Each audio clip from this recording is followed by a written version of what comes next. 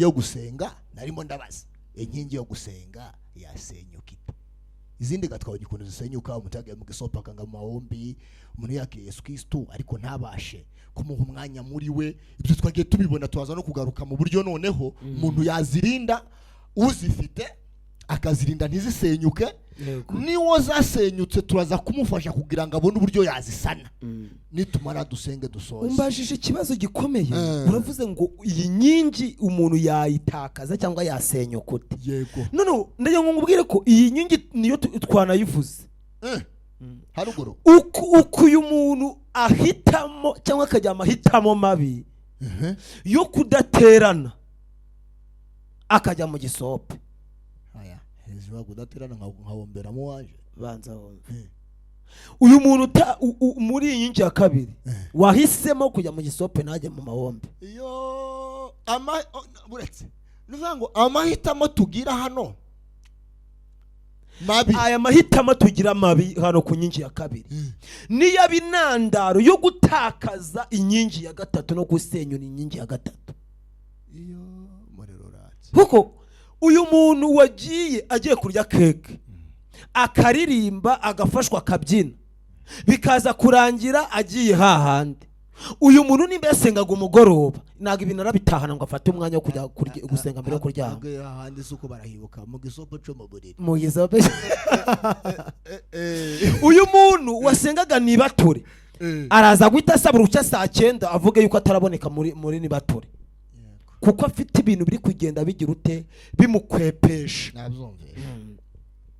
uku rero agenda atakaza ibihe byo guterana akagenda atakaza ibihe byo guhamagara Imana ku giti cye byo kwimbere y'Imana ni kumwimerere w'ubukristo n'abantu bagenda bamutakariza icyizere uyu muntu yatangiye kumva amagambo y'abantu bari kugenda bamunuganuga bavuga ngo yaraguye bavuga ngo yaracitse intege ahubwo kugira ngo arebe ikintu cyamu Satana bamwegereye atangira no gutangira kwitwaza abantu baramurwanya baramugushije baramukomerekeje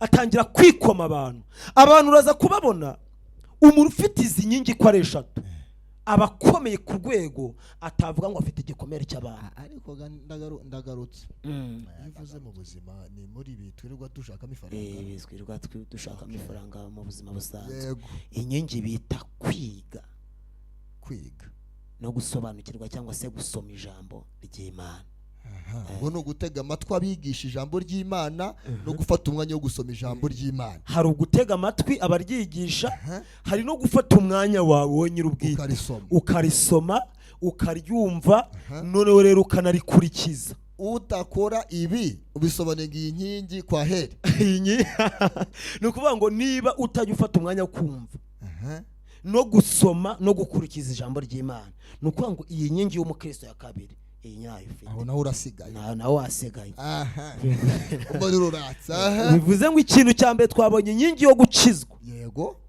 twayibonye haruguru iyo ni inkingi ya mbere inkingi ya kabiri iranga umukristo ni inkingi yo gusoma kwiga no gusobanukirwa neza ijambo ry'Imana icyanditswe inkingi ya gatatu inkingi ni sawa ni inkingi bita kuganira n'Imana ari bita gusenga kuyoboka ivi ni ukuyoboka ivi ukajya ku kirago ubundi utuje na stress uko burara ukavuga ati ngiye gushaka ikiyede ukemera ukagendana n'imbaraga ufite iyi nkingi rero ni inkingi umukristo abona byakomeye cyangwa se bitakomeye bitewe akicara akarambya agafata umwanya wo gusenga Imana no kuganira n'Imana ngizi nyingi twavuga zibanze umukristo agomba kuba yujuje kugira ngo abe akomeye no kuvuga ngo izi nkingi 3 tubonye ziramutse zisenyutse umukristo nta uhari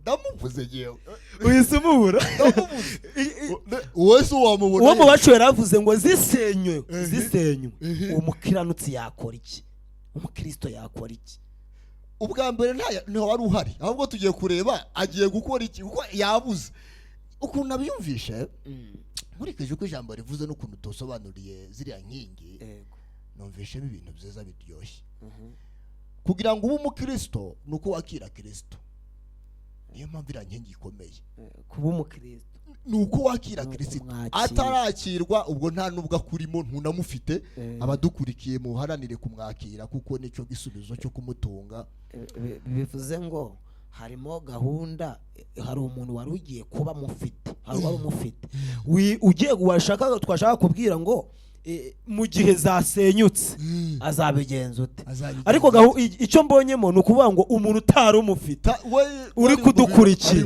wumva bivuze ngo aragomba kubanza kugira ute gukizwa kugira iyi nkingi ya mbere numvisha ari nayo ikomeye cyane yego noneho tuvuye ku gice cya mbere cy'uyu muntu wari uri aho ngaho gusa azi ngo hari ikintu afite ariko nta kintu aragira noneho tugeze ku wundi umufite ariko iyi nkingi ya mbere turaga tuvuga inkingi ku nkingi inkingi ya mbere arayifite yaramwakiriye nk'umwami n'umukiza ariko iza gusenyuka aragwa yaraguye apana hasi turi ku nkingi ya mbere ni ya mbere inkingi yo gukizwa yarakijwe yakirese umwami n'umukiza bukeye mu gitondo iyi Kigali nayo nyimaze iminsi itari myinshi ariko natangaye bukeye mu gitondo ahura n'ibintu birayigusha abantu ibintu byikubagaho ahura n'ikubagaho ahubwo hari ikintu yise nibaza ni gute umuntu wakiriye Yesu nk'umwami n'umukiza akakiriye inkingi ya mbere ni gute yayitakaza ni gute iyi nkingi yasenyuka yego yaramwakiriye wabisobanuye neza muri ziriya nkingi eshatu yaramwakiriye ariko gusoma ijambo ntiyarisoma kudasoma ijambo byatumye inkingi ya mbere atamenya ikiyikomeza ushatse kuvuga ngo izi nkingi ko ari eshatu ni nk'umugozi ni magirirane imwe yidahari indi nayo irabura igira intege nke igira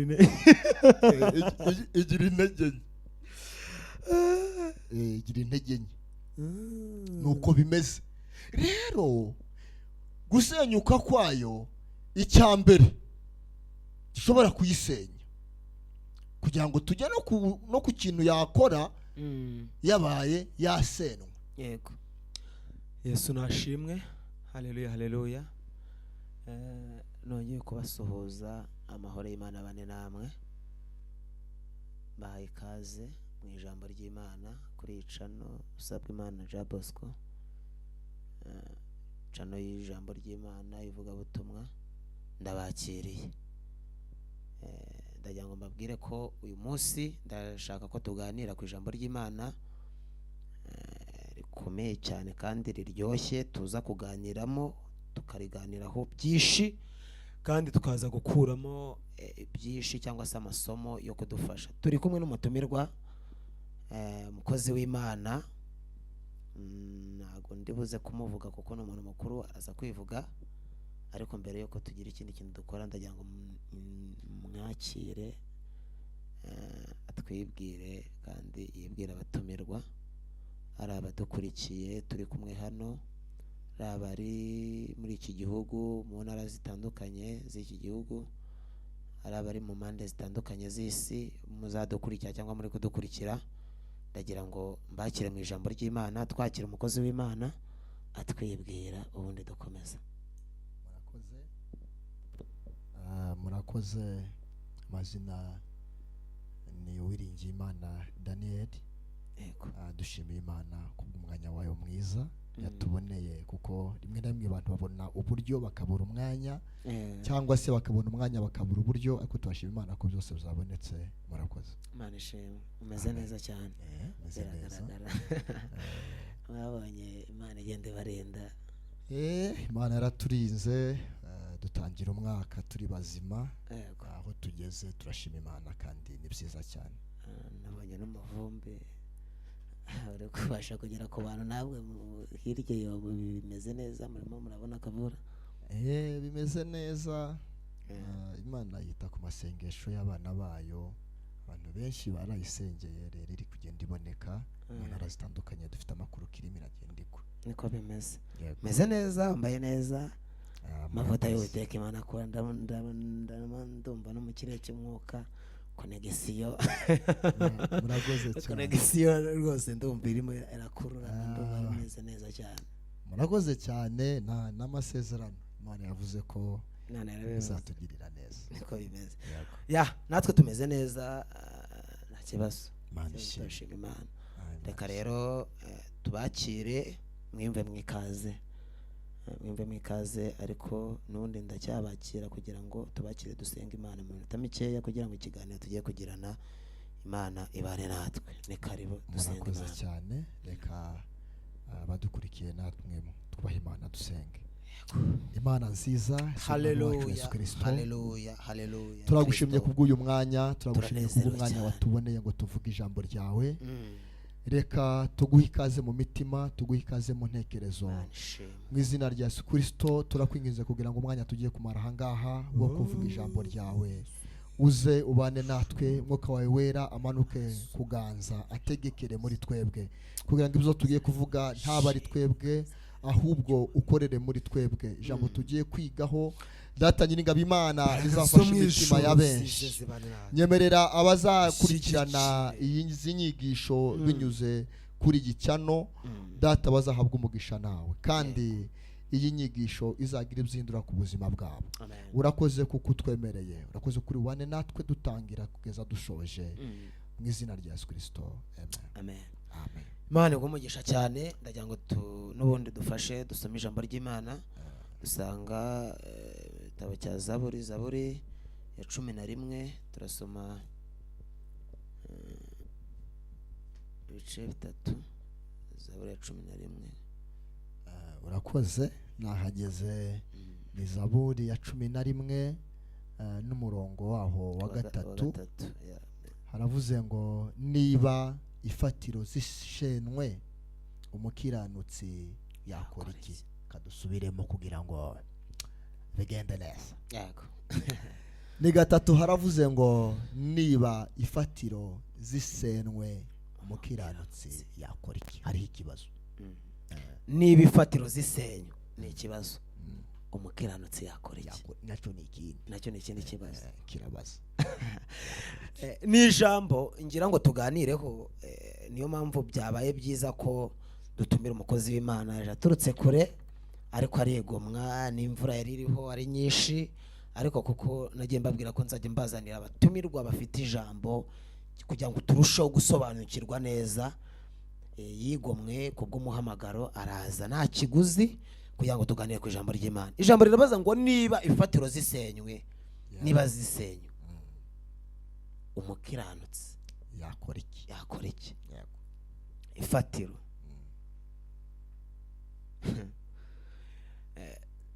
Mbere yuko tuganira cyangwa se duhumuha umwanya kugira ngo umukristo, kugira ngo umuntu abe umukristo agira ibintu bimuranga. Hari inkingi ziranga umukristo. Izi fatiro nyine nizo fatiro ziri kuvuga zisenwa ni izihe? Banza ufashe kwanza abadukurikiye bamenye neza izi fatizo cyangwa se inkingi za mwamba.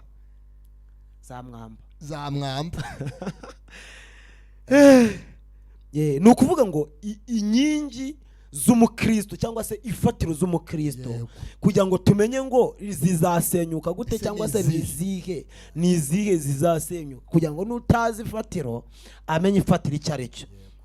Hari imfatiro cyangwa se iyo twakwita inkingi, twavuze nk'inkingi ni 3. Reka tuvuge ko hari inkingi 3 zubatse ku ijambo Kristo. Yego. Inkingi ya mbere ni inkingi yo gukizwa. Ukakira Yesu mu mwami n'umukiza mu buzima bwawe. Wow. Inkingi yo gukizwa. Niyo nkingi umukristo yubakaho akabasha kugera ahantu kure, akabasha kugumana ubukristo, akabasha kuba intangarugero ahantu hose muri societe, mu buzima bwe bwose. Inkingi yo gukizwa niyo rero bavuga ngo imfatiro cyangwa se izi nkingi zisenyutse yakora iki? Inkingi ya mbere ni inkingi y'iki? Yo gukizwa, agakiza. Bivuze ngo utararenga aho umuyobozi, bisobanuye ngo utarakira Yesu Kristo nk'umwami n'umukiza, ubwo inkingi ya mwamba ya mbere urete wayitakaje, ntayo ufite. Ni ukuvuga ngo ikintu utakaza kuko ugifite. Bivuze ngo nimba utarakira Yesu, iyi nkingi, kuko ari inkingi zigize umuntu ufite agakiza, iyi nkingi ntayo ufite, iyo ntayihari kwanza. Bisobanuye ngo abantu batarakira Yesu nk'umwami n'umukiza, mu nkingi twari tubonye ubu iyi ntayitekereze, iyi ntayo afite. Sawa. Inkingi ya kabiri baraye babyumva. Inkingi ya kabiri yego ni inkingi iryoshye, ariko igikomerera abantu cyane babaye imbata mu by'ubuzima. Iyo uvuze mu buzima ni muri ibi twirirwa dushakamo ifaranga, twirirwa dushakamo ifaranga mu buzima busanzwe. Inkingi bita kwiga no gusobanukirwa cyangwa se gusoma ijambo ry'Imana. Ubwo ni ugutega amatwi abigisha ijambo ry'Imana no gufata umwanya wo gusoma ijambo ry'Imana. Hari ugutega amatwi abaryigisha, hari no gufata umwanya wawe wowe nyir'ubwite ukarisoma ukaryumva, noneho rero ukanarikurikiza. Utakora ibi ubisobanura iyi nkingi kwa heri. Ni ukuvuga ngo niba utajya ufata umwanya wo kumva no gusoma no gukurikiza ijambo ry'Imana, ni ukuvuga ngo iyi nkingi y'umukristo ya kabiri, iyi nyayo ufite, aho naho urasigaye, naho wasigaye. Bivuze ngo ikintu cya mbere twabonye inkingi yo gukizwa, yego twayibonye haruguru. Iyo ni inkingi ya mbere. Inkingi ya kabiri iranga umukristo ni inkingi yo gusoma, kwiga no gusobanukirwa neza ijambo ry'Imana, icyanditswe. Inkingi ya gatatu, inkingi ni sawa, ni inkingi bita kuganira n'Imana, ari bita gusenga, kuyoboka ivi. Ni ukuyoboka ivi, ukajya ku kirago, ubundi utuje na stress, uko burara ukavuga ati ngiye gushaka ikiyede, ukemera ukagendana n'imbaraga ufite.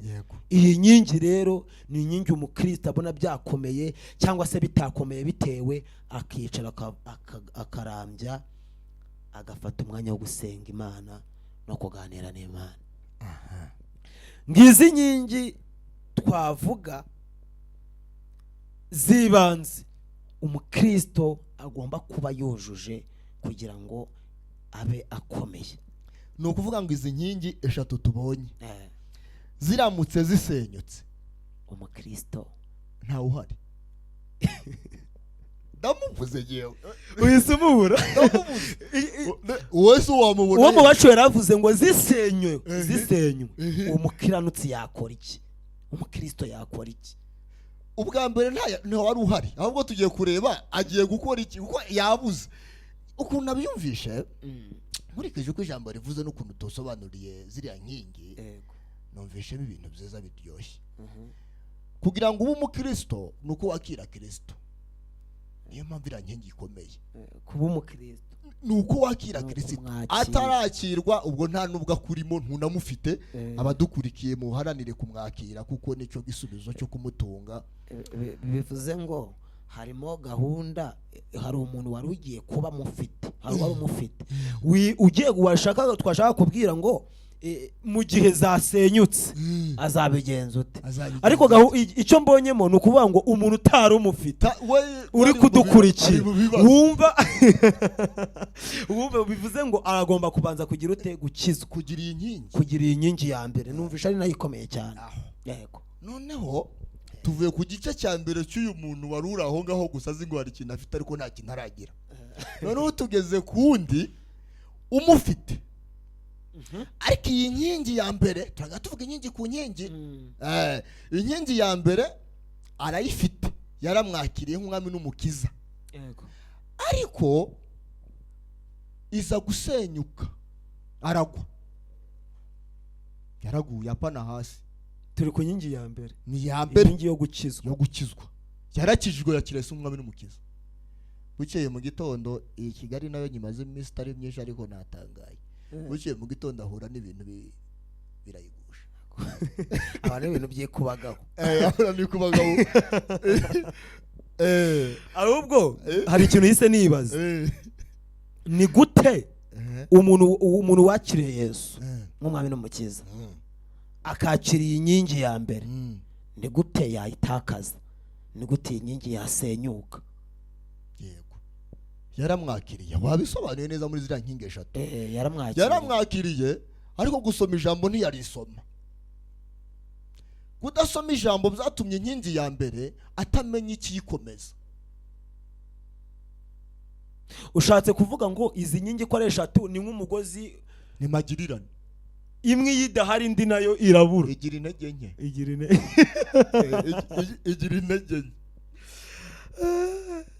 intege nke nuko bimeze rero gusenyuka kwayo icya mbere gishobora kuyisenya kugira ngo tujye no ku kintu yakora yabaye yasenwa yego icya mbere ntekereza yuko kuba yaramwakiriye byari kimwe ariko ntiyamurinda ntiyabyitaho ntiyabiha agaciro ni ukuvuga ngo kwakira Yesu gukizwa ntabwo bihagije oya ni ibintu byumvikana hano yarakiriye yego iyo umaze kwakira Kristo utangira kugendera mu mico iranga uwakiriye Kristo iyo rero utagendeye muri iyo mico n'amahame n'amabwiriza bibigenga bisobanuye ngo waramwakiriye gusa biraho naho bigarukiye ariko ntumutunze hari uwacu wigeze utubwira ngo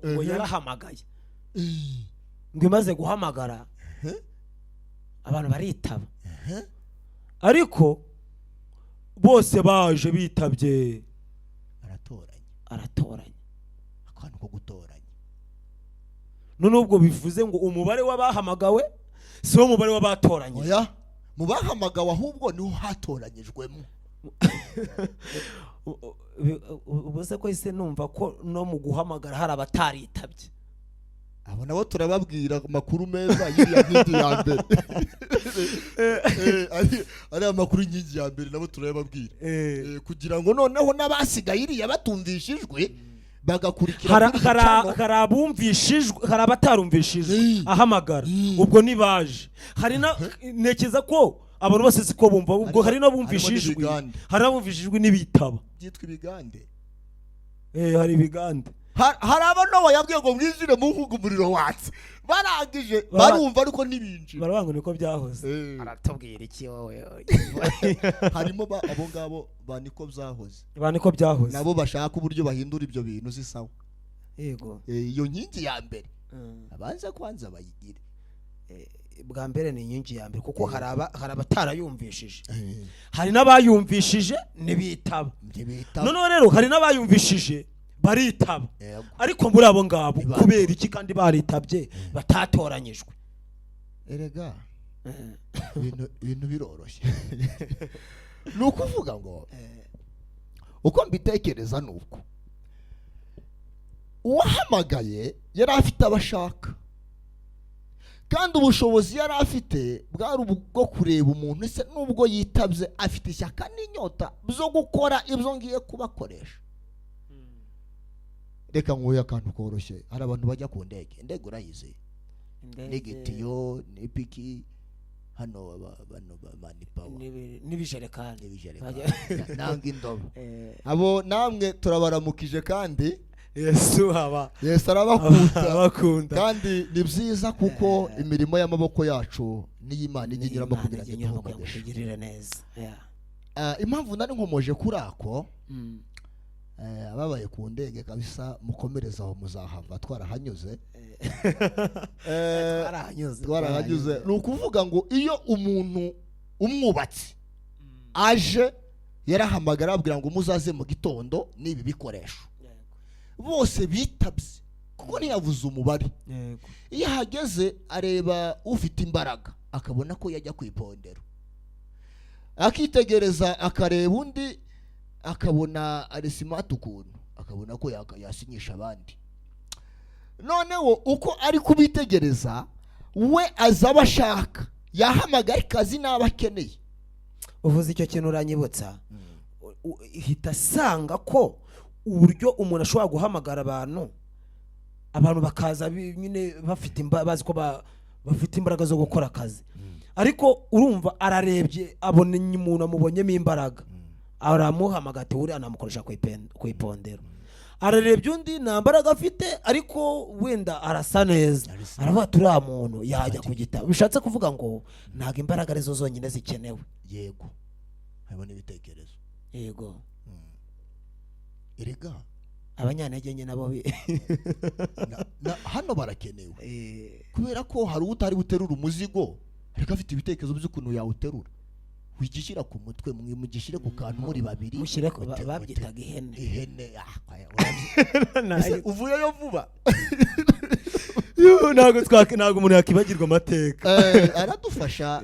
Imana yagiye mu amateka wica amategeko. Yabwiye abacu ngo nimugera mu gihugu cy'isezerano ntimuzibagirwe. Urakoze cyane kuba ubyibutse. Iyo hene rero, icyo gitekerezo kizanwa n'udafite imbaraga kenshi. Mwivunika mukiri kinani igiti mushire gutya mutereke ibuye leta ryoroha. Ko numva sare ukomeye. Aya bose barakomeye. Kuri iki bose barakomeye. Tugarutse rero, tugarutse kuri aba bantu bahamagawe. Yego. Abantu barahamagawe baraza, turagenda tuvuga aho twihuse. Baritabye, reka twivugire kubitabye. Yego. Bamajiye kwitaba bose siko batoranyijwe. Icyakora batoranyijwe mu bahamagawe. Haba abandi batahamagawe cyangwa se bahamagawe ntibitabe.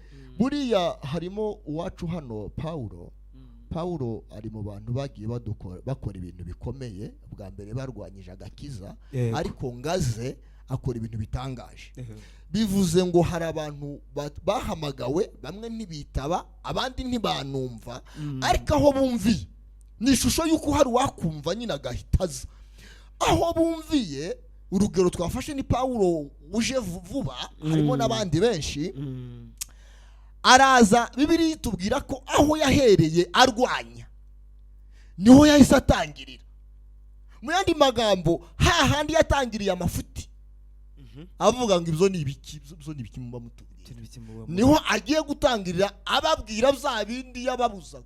Ushatse kuvuga ngo mu yandi magambo abantu batumvishije barimo abanyamumaro. Nibo turi kubwira. Yego. Muri ruratse bahamagaye.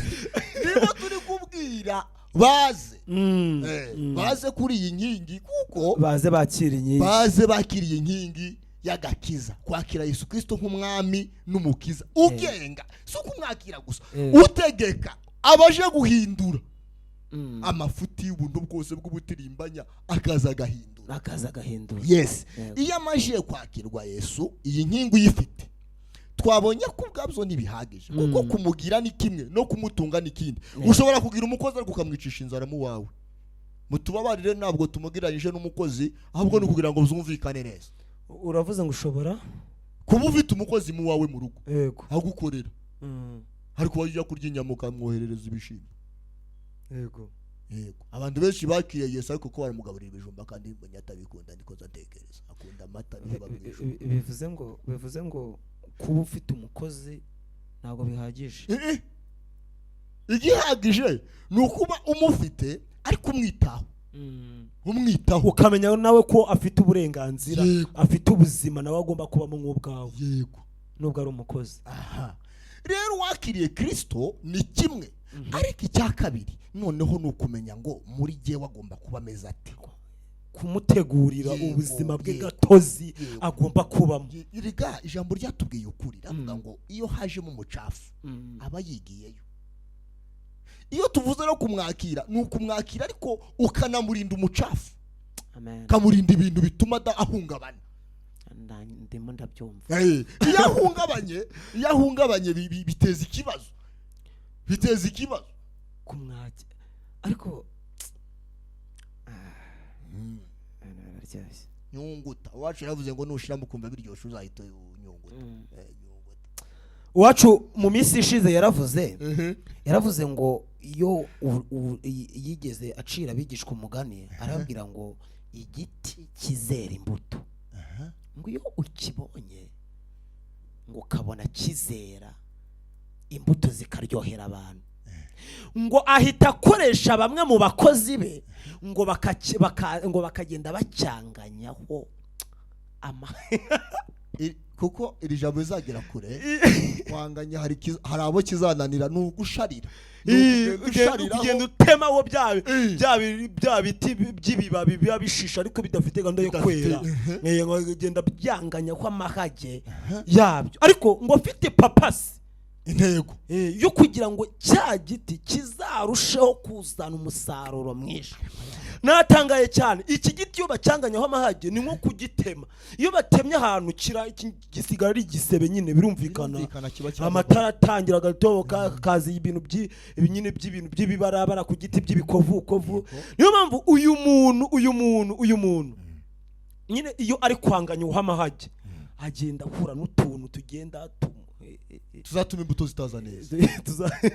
Noneho ukoresha ikinyarwanda kiza kiri muri bira cyo gukuraho ngo ongera ukikoresha kwanganyaho amahage.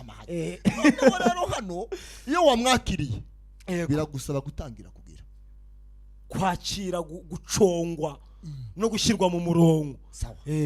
Mani kunyuza ahantu kugira ngo kamera iveho yego igucisha mu nzara kuko ibona uzagaburira abandi ukajya kwiga ku inzara. Nuko bimeze abazamwakira cyangwa bagiye kumwakira nonaha kuko gejo si hacu biri zivuga nonaha abafite gahunda yo kwakira inkingi ya mbere mwe mwiteguye iki kintu gikurikira kumwakira no kumutunga neza akaba muri mwe neza tumurinda ibintu byose za atakishimira muri. Ariko hari ikintu cyane y'ubwoba. Ejo bundi twiga igice baratubwiraga ngo twumvishe yuko iri kumwakira byonyine iyo ibonye nyine iki giti kizera ngo atangira kucyanganyaho amahage yacyo. Ariko tuza baratubwiraga ngo ni umunezero. Akantu kabiranagana nago wigeze ukumva batuvuga ngo kwa Yesu biranagana biranagana vaho ngaho biranagana haratubeshye se haratubeshye biranagana nawe ntabwo yabeshye ariko ntiyatweretse uburyo biranagana se byatewe ryari yaratubwiye ko Yesu biranagana nyine byeze ryari ko mbere yo kunagana bibanza guterwa bikamera bigakura bikazana indabyo bikazera bikageraho bikanagana. Ushatse kuva ko yatubwiraga umusozo atatubwiye nanjye cyane bitangiriye hejuru mu kwera ari mu mwero wo kunagana. turahera mwihinga va mu byo nicyo rero nicyo cyatwishe nicyo kishe bamwe bazamuka baje gusoroma ibinagana noneho uyu muntu waje binagana aje bamubwira ko abagabo batonze umusitari akamara 30 atabusanga baramubeshye. Umuntu waje bamubwira yuko imishahara yazamutse yaje bamubwira ko business ari ukunguka yaza agahomba urumva asanga bitanagana kandi yaje azi ko binagana. Ukiraho duhise tugira kuri cya kibazo cyabajije ngo ese inkingi cyangwa sifatizo z'Abakristo zisenya kugira ngo se hari ikindi kizisenya. Batangiriye muri biranagana bahageze basanga ni ibibazo basanga urumva umuntu waje muri biranagana ashobora no kuzayambara n'agakote bahageze asanga musaba kujya mu gishanga birasaba kwambura akajya gukuramo imyenda akajya mu gishanga ku ndege ese ko ariho byapfiriye naho ngaho iyi ya mbere irakomeye. Niyo mpamvu iyo yasenwe bigusaba gusubirayo iriya aho byatangiriye ukongera ukanzuka yakira kuko izindi zose zikora uko iriya nyingi hari. Nukuvuga ngo nibavuga ngo zisenwe urumva zabaye zose nizisenywa zose bivuze ngo zirajyana. Iya kabiri ntabwo twigiye tuyivugaho. Iya kabiri iravuga ngo gusoma cyangwa se kwiga ijambo ry'Imana ntago birangiye no kurisobanukirwa. Iyi nkingi twabivuzeho gusa nuko rutarayisobanura ahubwo tuyigeze kuri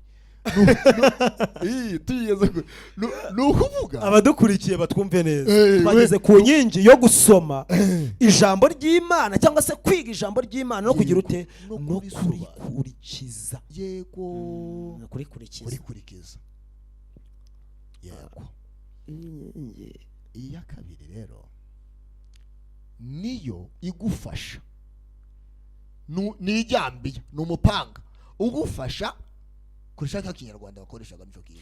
Uziko ndatangaye iyi nyingi nje gusobanura iyi nyingi niyo ihuye na rya jambo ryo kwanganya icyo kinyarwanda gikuze bacu kwanganya kwitabira cyangwa se gusoma gusobanukirwa iyi nyingi no kuyikurikiza neza niko kugenda wanganywa kw'amakage iguconga igukura muri kamere igukura muri karande igukura mu busambo igukura mu busambanyi ikubwira amakuru igucomokura muri karande igucomeka mu maraso ya Yesu. Amina. Niyo ikubwira amakuru nta handi wakura amakuru. Yego naramwakiriye ariko se namutungane akeneye iki muri nge nibiki nareka nibiki nakora. Bibiliya ivuga ngo hari ibyo kamere yanga.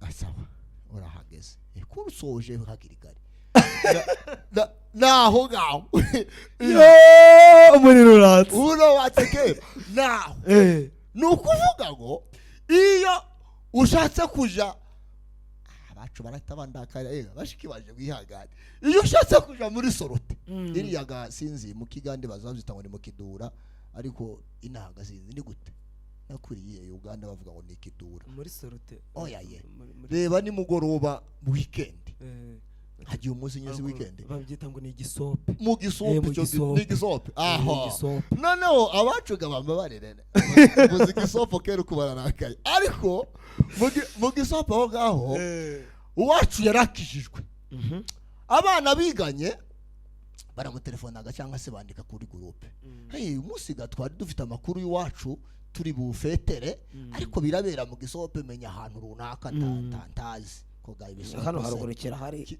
ayo wawe ese amakuru y'igisope uziyamenya ariko natanga nukuvuga ngo hari ibintu tureba tukabibona nk'ibibambwa ariko tubireba mwibera nk'ibibambwa ibadishimwe.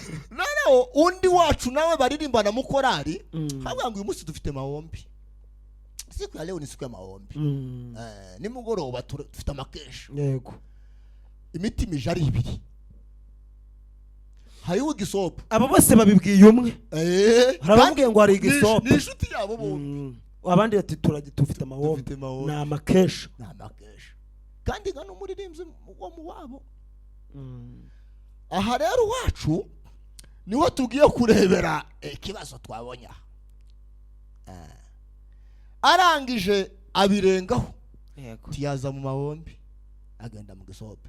Se ni gisope wa niko ndakivuga neza gisope baraza kutubwira muri comment baraza kutwuganira ageze mu gisope sinzi kandi bakiza kiriyo cyangwa kibi hakonza numva bacu bavuga ngo kiraryohaga bakijamo none akigezemo habamo umuziki nanje makunda yafite nubwo nyine ntazandeba ariko makuru yangeraho. Yego barabyinya umuziki abacuga arukuntu babubyina nabo bakabashira mu zindi indi mood ivuyemo ikindi kibazo akuyemo inda arayiteye cyangwa arayitewe ubwo yagiye mu gisope uwo munsi si n'umunsi ganizo saha ibyo bikorwa se wavuze ko bagiye muri anniversaire ga ntabwo ari happy birthday gusa habamo n'umuziki no kujya keke habamo ibikorwa byose no kunywa kandi kurya se bihuriye no kwakira yewe ese ndayibonye kuko wataruye indaga koko ndi wagiye kubyina bazafatana sha yego bazababyina bagize noneho turimo turavuga amakuru ashoboka kuko turabafite zabayeho birumvikana dufite abantu nabo kandi nyine bihangane tubavuga amazina ariko turabazi ngo babyine igisope kirenga igisope kigera mu buriri ngo haba ikindi gisopo cyo mu buriri nyuma ya kiriya byose biba biri aho ngaho. sinzi ga nimba mu gisopo ariho biza birangirira zose ariko ariko amakuru ufite nuko hari abo numvise ngo zavuye mu gisopo. Noneho uyu mwana twihute aza kugira ico kibazo nyine ahuye naco mu gisopo ico akura mu mwana w'igisopo. Umwana w'igisopo abo bana kabisa ndituganiriye nabi. Imana irabakunda kandi muzakora ibintu bikomeye. Imana ishimwe. Imana izabakoresha ibintu bikomeye kandi cyane. Yego.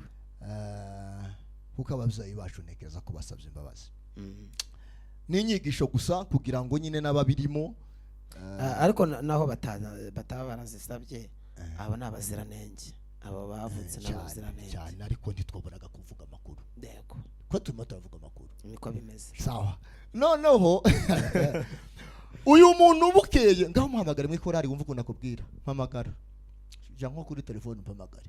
Njega navuye mu gisope. Wavuye mu gisope. Baguhamagara. Allo. Oui. Tani umeze ute? Meze neza. Ku mugoroba dufite amasengesho. Ko mfite gahunda nyishira. Ko te gahunda nyinshi. Ko twifuza ko uri buze kutuyobora iteraniro. Sha noneho iyo bisango si boss wantumyeho. Ari kugerageza ariko no hose urabona akazi muri misi karabuze ibintu nibibazo aba boss nabona rwose wabambwirira nta wenda nkazareba mu kindi cyumweru. None se nimba bishoboka kuko twagutanze no muri raporo ku itorero wama nimero zabo tukabagusabira uruhushya. Sha boss natwe ntituye tumuhamagara tumusanga ku kazi biragoye kugira ngo uzamufatishe pe. Ese kuki utakinyizera mwana ndumukirisitu kuba ntaje mu ikorari rimwe ko numva utangiye ko bimeze bite mwana ko mbona mufata nkaho nagiye kwa Satani.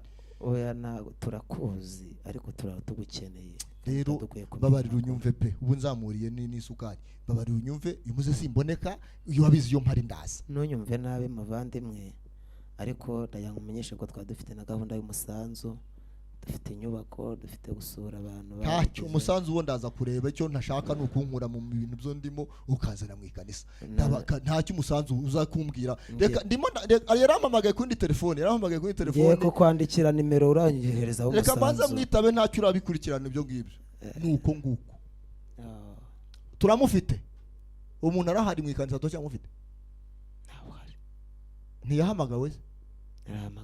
None se mu bo twatoranje mu ikorari ntiyararimo. Naho gashaka ngo winjire. Yari yaratoranyijwe. N'umuyobozi bw'ikorari. Ariko hari ikintu kinangaje. Aho byangiye duhita tumuvuga ngo nuzana amafaranga naribi. Ubugumye iyo naribi. Hari n'ikindi kibazo kubashomba. Aho ngaho aho se ko nuhatinda uko turaje gusenga mu gitondo. Ngirikanisa rekera. Ngirikanisa. Ariko naboga ntitworeka. Nawe twora kwabwira amakuru. Ese hibato ariko nanone ndagarutse. Ntari ngiye kuvuga ndagaruka. Kuri Yesu gazatanga ubwenge bwose abonye kuko abashumba bari butunganyirize ahita mpijambo. Yego. Hari indirimbo wacu yararirimbye haravuga ngo tuze ariko ntituze twegine n'ibyacu aho none nimba tubuze turane n'ibyacu. Gahunda nukuza tukazana ibyacu ariko nimba udahari ibyawe byo nago naho bigiye bigumaho. None yego system ya gishumba tubabure mwese niko ntekereza kandi amushumba wantumye abashumba ntibazagire ngo oya yazabantumye kabisa izo naye nivuze nkaje naye bitekereje nkaje ariko naje mbanumvaga zose bitagenda.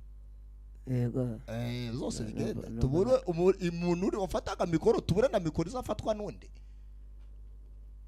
Ariko kuba umuntu yabara naho mikoro ikwiye kujya kuba wabura mikoro naho ikwiye kujya koko hari abandi bahamagaye baritaba bagomba gukoresha ya microphone. Erega ijambo ryaravuze ngo abantu bose bari mu ikanisa gazi ko bose bazajayo ngo uzatangara ngo umugore agiye umugabo asigare aho dukomeze gaje abana shaka yindi nkingi inkingi ya gatatu ariko aho na tutarahava dusiga tuvuzeho akantu aya ntabwo dukwiye kugenda gutyo. Kuri iki kintu tubonye ko kudakurikiza inyigisho twasomye ya makuru n'amateka by'ijambo ry'Imana nibyo byonyine bishobora kudufasha guhitamo neza nimba turi bujye mu mahombi cyangwa nimba turi bujye mu gisope. Aho amahitamo tugize niyo ashobora kutubyarira ingaruka zo gukomeza umurimo w'Imana cyangwa gutuma inkinge yacu igira. Ariko se hari ikintu nibaza, uwo muntu wese wagiye mu gisope niko akurayo amakuru mabi? Ntekereza ko waretse amahombi akaja mu gisope atakurayo ameza. Niko ntekereje. Ariko wagiye mu gisope siko wese akurayo amakuru mabi. Uyaburetse wijya kure. Je ndarimvuze.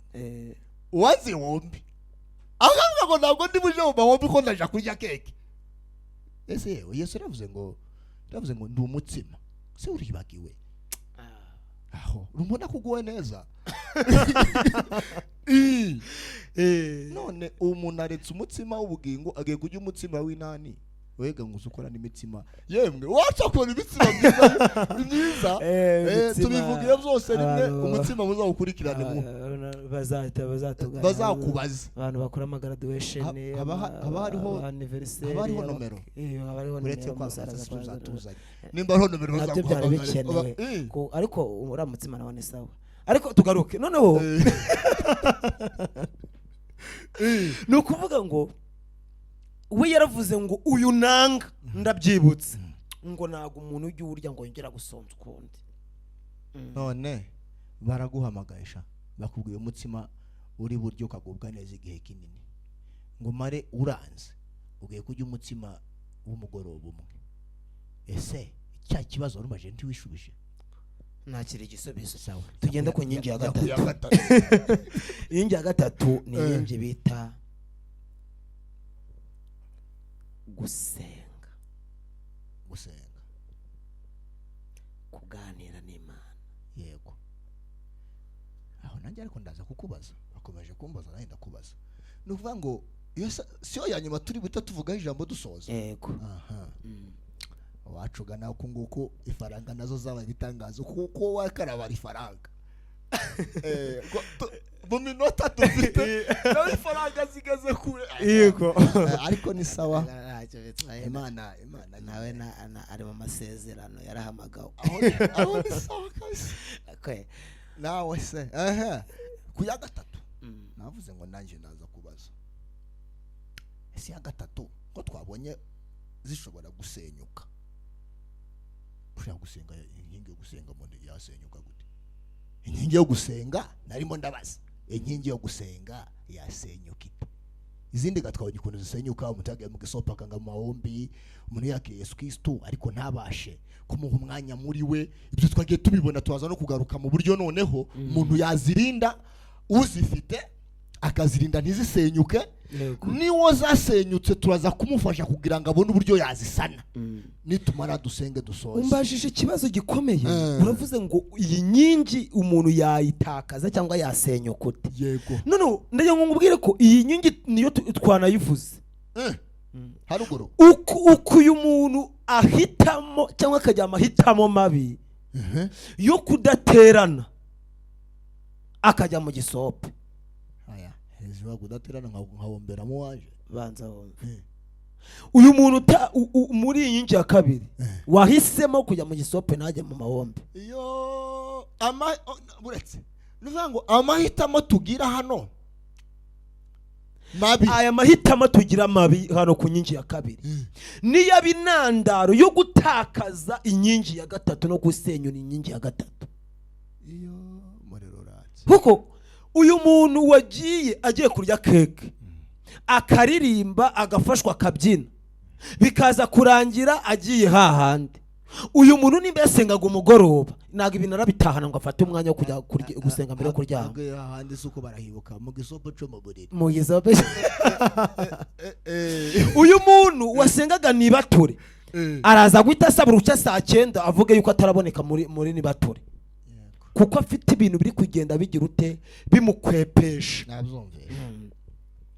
Uku rero agenda atakaza ibihe byo guterana, akagenda atakaza ibihe byo guhamagara Imana ku giti cye, byo kuba imbere y'Imana. Niko umwimerere w'ubukristo n'abantu bagenda bamutakariza icyizere. Uyu muntu yatangiye kumva amagambo y'abantu bari kugenda bamunuganuga bavuga ngo yaraguye, bavuga ngo yaracitse intege, ahubwo aho kugira ngo arebe ikintu cyamu Satani bamwegereye, atangira no gutangira kwitwaza abantu baramurwanya, baramugushije, baramukomerekeje, atangira kwikoma abantu uraza kubabona umuntu ufite izi nyingi ko ari eshatu abakomeye ku rwego atavuga ngo afite igikomere cy'abantu. Ariko ndagarutse ndega keya kugira ngo dusubize abacu gana biki kibazo mura kibazo ikibazo mbonye bihangane gatoya kuko y'imvura se nayirimo n'igikororo ariko barihangana aha twari tugeze nibutse ijambo cyo rivuga mu gisopa. Hano mu gisopa nta kuntu umuntu yajyayo akibeta ku ruhande agakora bombi yagiye mu gisopa, byashoboka aho. None njyewe zabwirwa niki muyobozi wa korali arakomano kamubariza ikibazo wowe gisopa. Umuyobozi wa korali nanze kuja mu korali pe, ariko nanga kubera uyu mwana twariganye Uganda tuza gutandukana, ngira amahirwe azi Rwanda, none hari akantu bagiye guserebura, arambwira n'urukumbuzi rw'ishi narifite, ndavuga reka nirengageze igisopo ngende. Yego ngende, ariko ndaza kwibeta ngire data. None uyu muntu yitwaza kugira ngo ntiyasenze kandi yasenze. Nukuvuga ngo ko mu gisopo menya yasenga sinze. Nukuvuga ngo ikintu abadukurikiye nibo ndabwira cyane, abadukurikiye kugira ngo batwumve neza. Naje ndikumva kujya hariya sicyo kigaragaza gutakaza umwimerere wo gusenga. Kujyayo ntibisenya inani. Kujyayo waramaze kwakiriza inkingi zombi, sibyo bituma utakaza inkingi ya gatatu. Ndumvisha oya hari umuntu kuba wagiye hariya ufite inkingi yo kumwakira, ufite n'inkingi warasomye ukiga ukanasobanukirwa neza ibyo adakunda, ibyo kamere yanga. Uyu muntu niwo ndi Bibiliya ivuga ngo mugende mu mahanga ni mu rusengero, ni mu bisope, ni muri sosiyete, ni ahantu hatandukanye, ni mu bibuga, ni hirya no hino, ngo mubabwire. Bivuze ngo hariya mu gisope wababwirirayo, ariko byasaba kuba warafashije inkingi ebyiri. Ni ukuvuga ngo ndabishikiriye, ni ukuvuga ngo izi nkingi zibiri yo kwakira Kristo no kwiga kubana nawe neza, hanyuma ugasoma ijambo ry'Imana rikubwira ibyo akunda n'ibyo yanga, kureka kamere n'ubundi bucoko, mbega amahage yarayanganyijeho. N'imbaraga cyangwa se ni support, ni ubufasha, ni ubudahangarwa. Yego, ni ubudahangarwa bugufasha kugenda muri cya gisope, nawe wasanga abantu bose bambaye ubusa, ukahava ugifite umwimerere w'agakiza. Muzabahindura muzabahindura. Ahubwo turagira ngo abantu abangaba bamaze gufata izi nkingi kujyayo biremewe, bitewe na papa se bajyanyeyo. Akongeho nanjye ndakumvisha, ntago dukumiriye kujyaho biremewe bitewe na papa se bajyanyeyo. Ndakumvisha. Yego, ariko ndareba igihe. Ariko uyu muntu utarakiriza inkingi, bivuze ngo nakomeye, nasobanukirwa neza, gasopo biragoye ko yajyayo. Gasopo kutinya kuba gasopo, turaniyamye gasopo turababujije. Hari wacu kera tuvuga ngo turinde metero zacu, tumenye ikibanza cyacu nyine.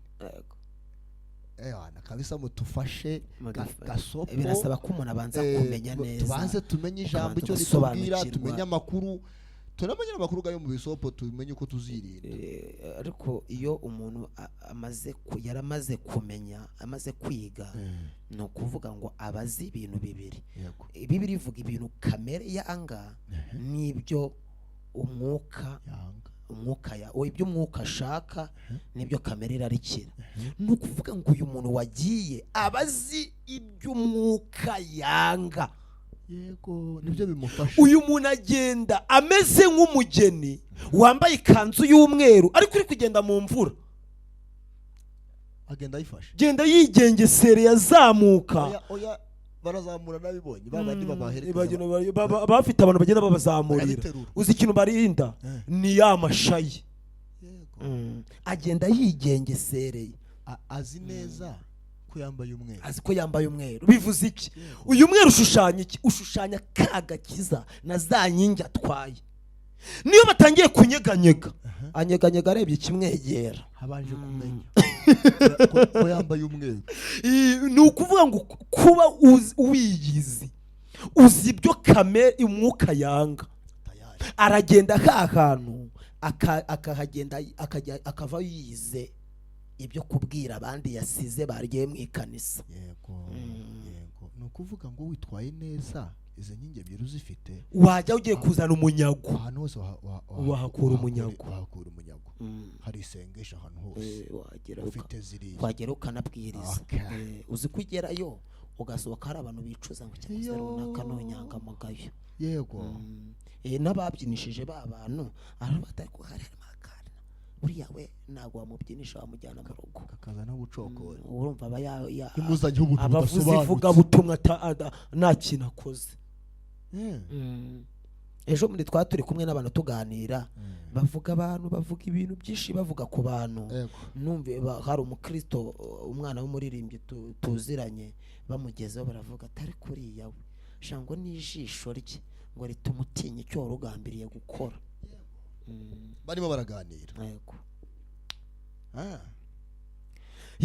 Tugera ku musozo, ifatiro nizisenyuka.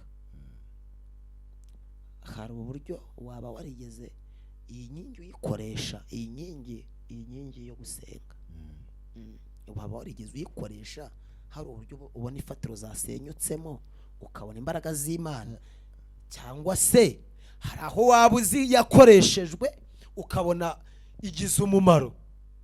Urakoze. Kandi badukurikiye barakoze, kuko bazadufasha kumva neza no gusobanukirwa. Inkingi ya gatatu twabonye ari ya gatatu, ariko uturuka hejuru umanuka ni ya mbere. Ku muntu ufite bino bice bya mbere, iyo ugarutse iza ari iya mbere mu gusana. Bona sifiwe. Amen. Mu gusana iyo abaye inkingi ya gatatu, mu gusana niyo ya mbere. Kubera iki? Iyo ibintu byakomeye mu buzima busanzwe bwa buri munsi, bageze ku ndege ugasanga ntibagutoranyemo, wahamagawe ntibagutoranye, iteraniro riba rikomeye. Iteraniro riba rikomeye, uba waka kubita wirukana. Inkingi ya gatatu nibiri gukora. Imbaraga z'umwanzi zingendaho katika jina lako, nirukanye karande inyatsi. Uri gukoresha ya kangahe? Ya gatatu. Ku muntu wagize gute? Wabanje zazindi. Ku muntu wabanje zazindi, iyi ngiyi irakora cyane. Iyi ngiyi ni nayo ikoreshwa iyo umaze kwakira zira nkingi ebyiri, usigara imuvinga ni inkingi ya gatatu, niyo niratyaza hityaza izindi, nizityaza nizimenyekanisha. Gusoma ni kimwe, nizagura. Ariko gusenga ukabwira ngo none nasomye ariko gasisobanukiwe, aho ni mwisengesho. Yego. Niyo ishobora kudufasha gusana izi. Natinye, nagize ubwoba. Iyi nyingi irakomeye ku rwego abantu bayikoresha atari bo birwanaho, bakayikoresha barwana ku muntu udahari, wenda uboshye. Nandimo ndasoma nimo ndasoma igitabo cy'ibyakozwe n'intumwa 12 mugeyo. Yego. Ngo Herodi afashe Petero ngo abonye karavuga ngo Herodi ngo abonye ko anejeje abayuda ngo ariyongeza ngo afata umugabo bita Petero. Oya yeburetse. Ikinyarwanda ganajo. Ariyongeje cyangwa ariyongeje? Yariyongeje. Uwacu yariyongeye. Huya yashakaga kwiyongeza.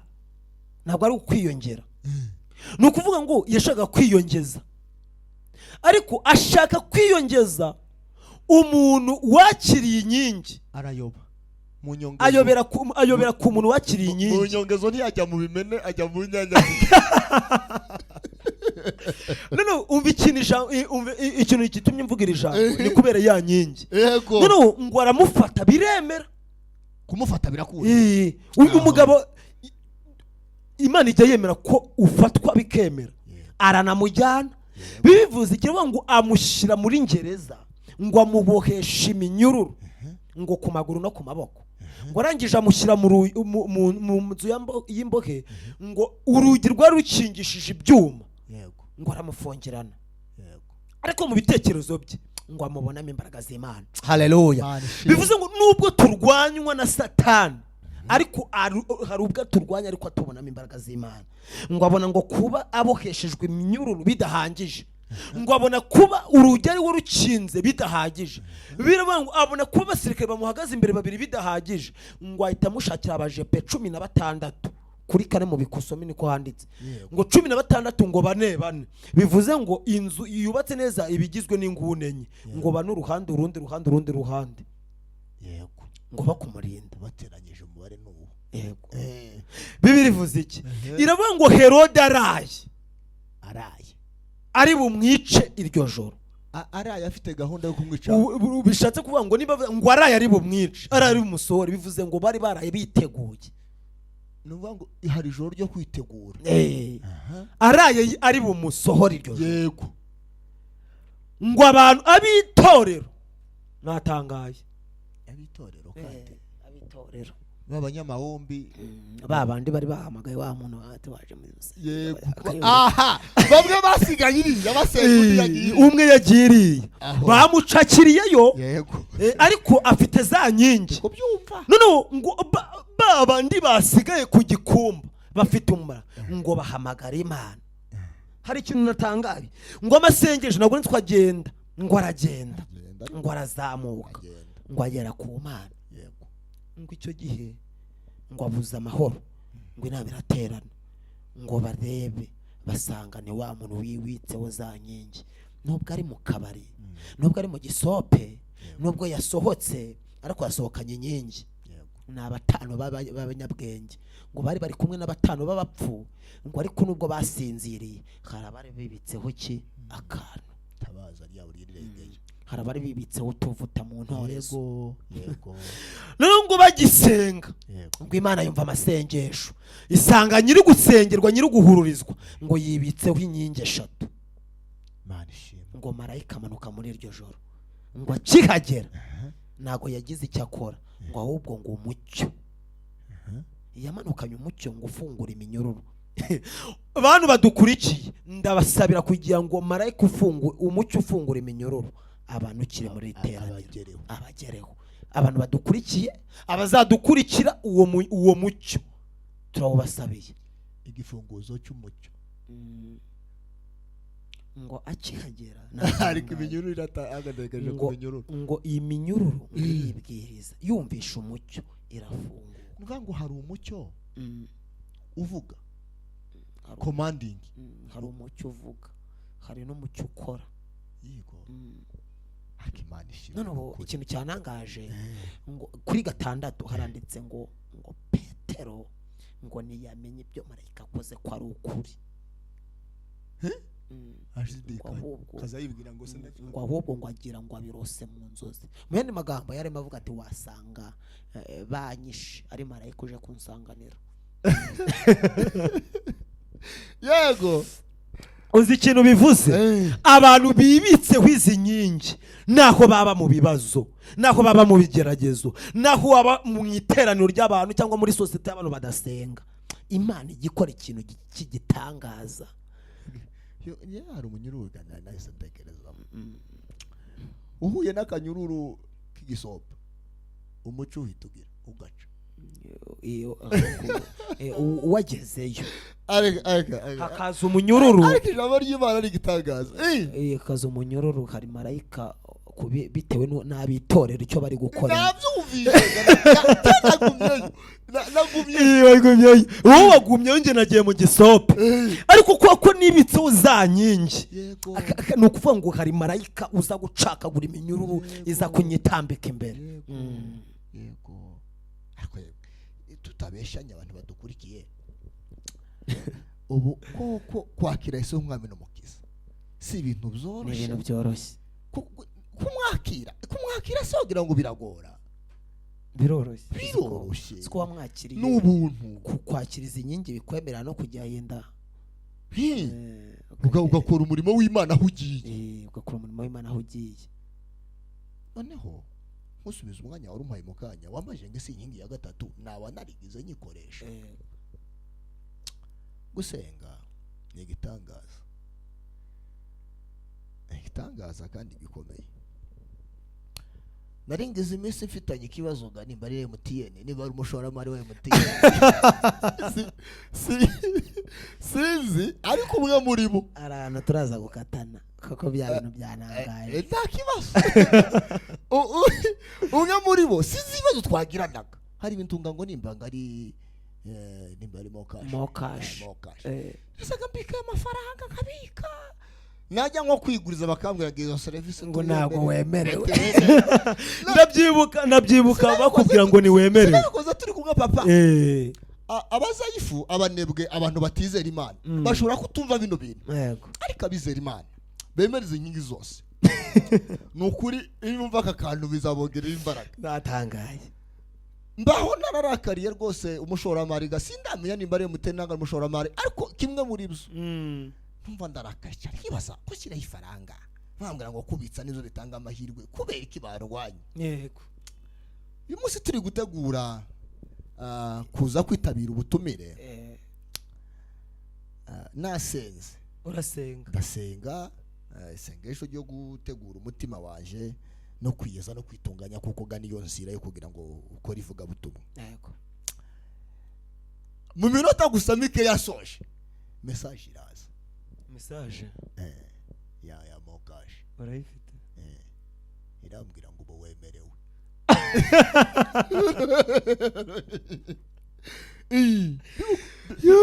barambwira ngo ubu wemerewe.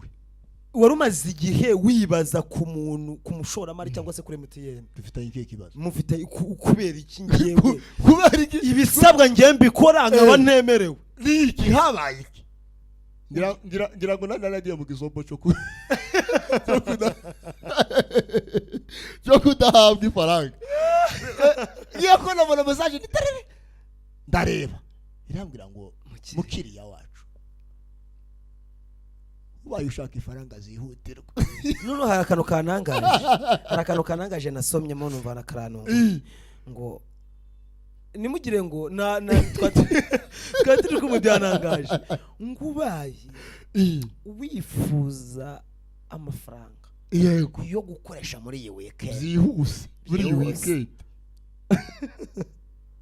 katuvuze ngo amen bo bari bazi ngo hari negeza ko bazi ngo ndibuje mu gisope ariko yari ingenzi kugira ngo mbe ndi smilinga ngo ntabwo nari nishimye ntarabona ku message kabisa ariko si makeya abandi ngo babahera ko uri 5 ngo kuri bingahe umunsi wa mbere basibanye 30 arengaho yo ndavuze yarengagaho uvuze amen ya weekend waruvuze amen bata bakwa ngo wemerewe nemerewe kivuga amen basambwa ngo wemerewe ngira ngo barambesha wasubikora Imana gizaduhe kwizera gushitse kuko navuze se bo bankinesha nabaza ndakanda ngo nkande barambira ngo shiramo password bitabona ko byakunze nahise mbika nubuga ndabitse ndanireba cyane yego ubu nemerewe icyo ashaka kuvuga niki iyi nkingi ya gatatu irakora hakuzi kubaho ubana nawe tuzi ko wari wemerewe ntemerewe kandi tubana nari nemerewe utemerewe kandi twese dutanga dushyiraho tubitsa ubu nawe wemerewe ndebo kugurira amata ubu naje nemerewe ndayashimye rero iyi nkingi ya gatatu duhereye mu kanya tubike kuvuga amakuru ya kera dure mu kanya inkingi yatumye nemererwa amen abantu bashobora kwibaza ngo se twebwe kubajye baduha aya mafaranga tutayikoresheje hari abantu baririye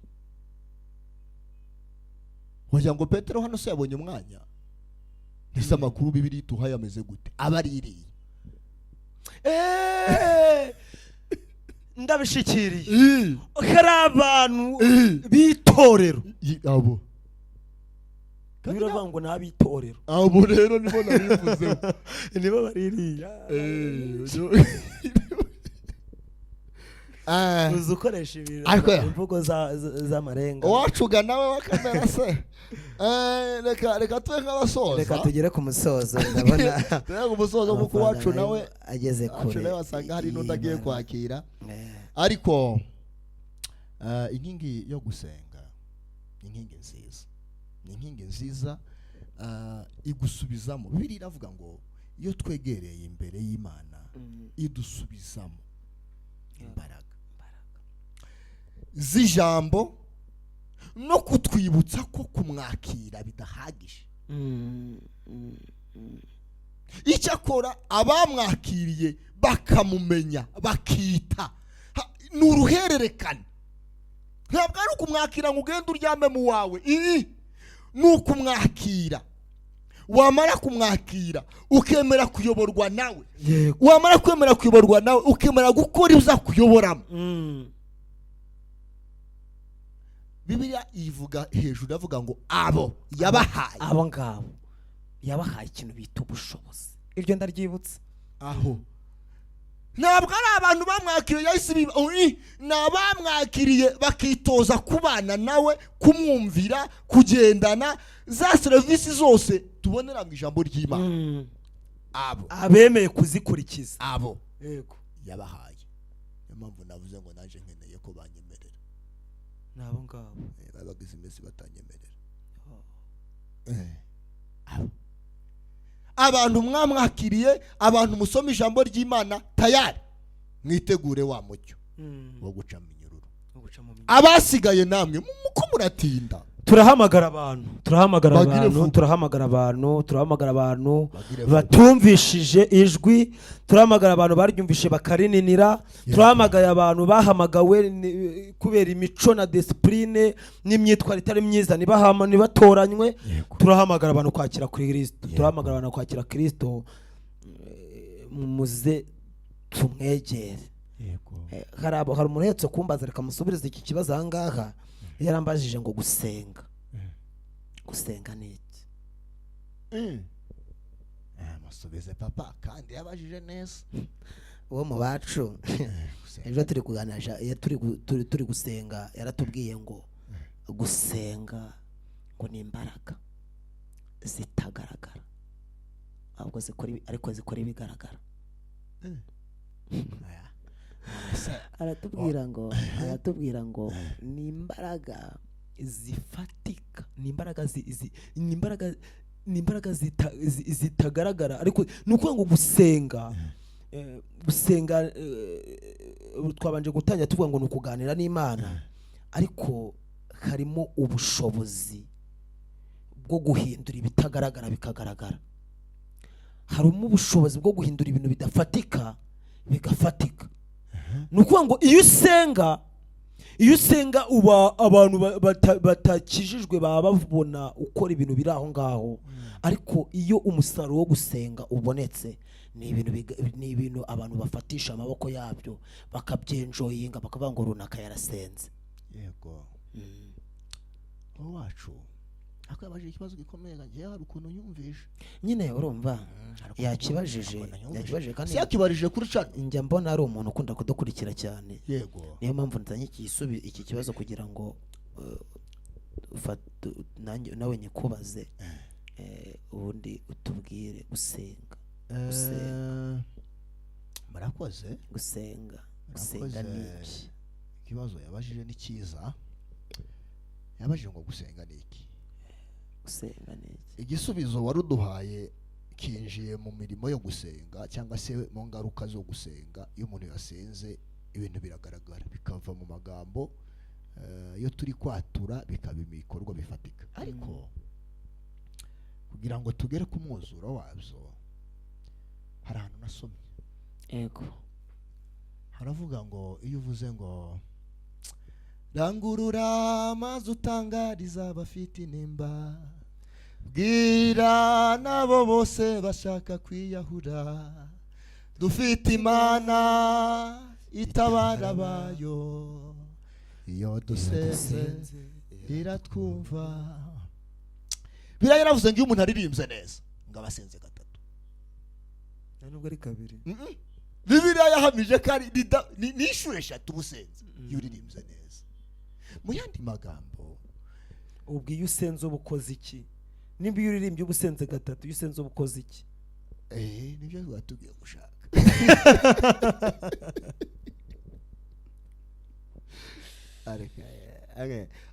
Nubwo tuzaza umunsi wose kuko ariko nitwagenda tudasubije uyu mwene data, sobanura uyu mwene data tumusubize ubundi. Gusenga Bibiliya igaragaza inkingi. Mu by'ukuri tuzagaruka ndumva aricyo twakora tuje kuvuga gusenga niki, kuko iyo usomye ijambo ry'Imana twabonye inkingi ya mbere, tubona iya kabiri, ariko iya kabiri urebye n'umuyoboro cyangwa se niyo nzira itwinjiza mu kuba abakristo nyabo no kuba mu buzima bwa gikristo. Ni muri inkingi ya kabiri y'ijambo ry'Imana, kuko mu ijambo ry'Imana niho honyine dukura uburere bw'ijuru cyangwa se uburere bw'ubukristo.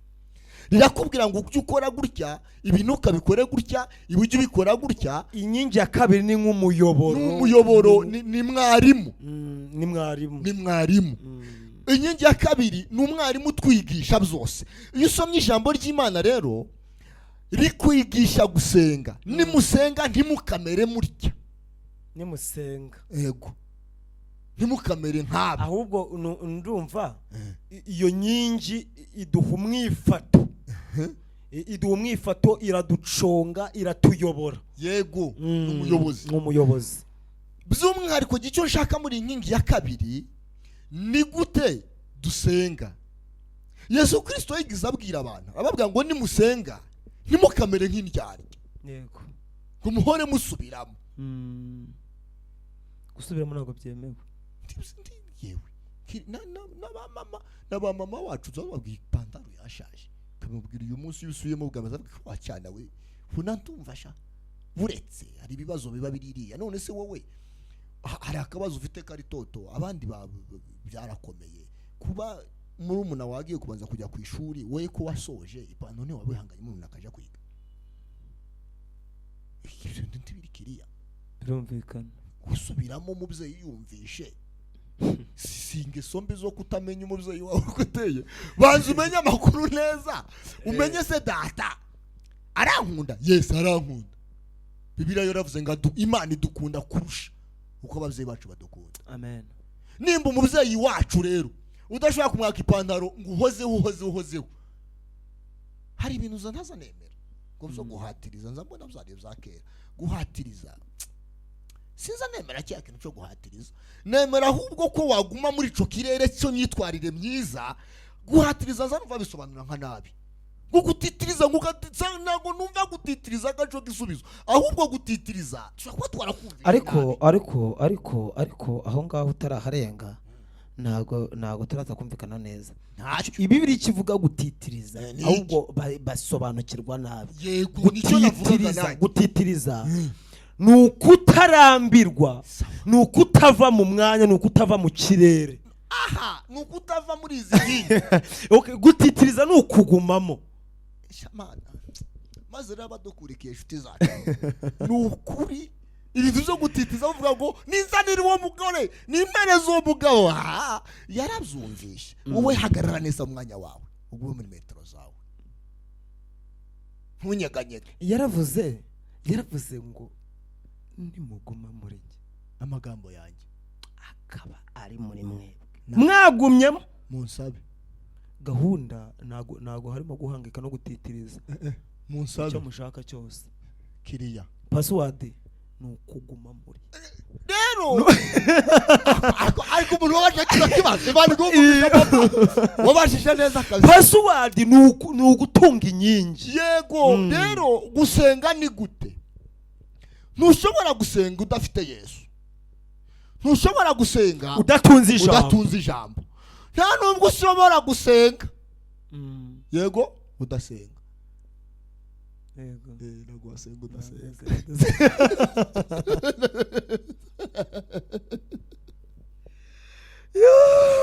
okay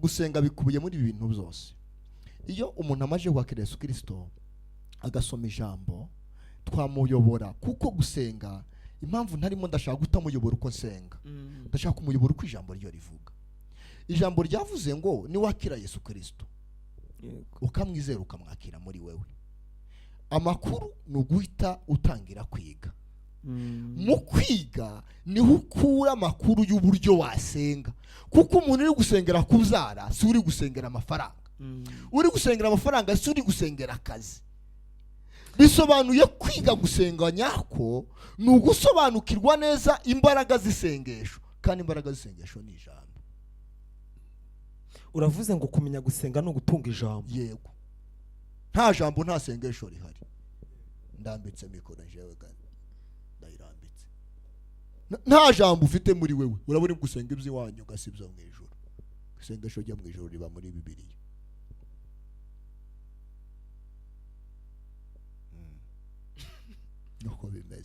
nuko bimeze nta sengesho riba mu kiraro riba muri Bibiliya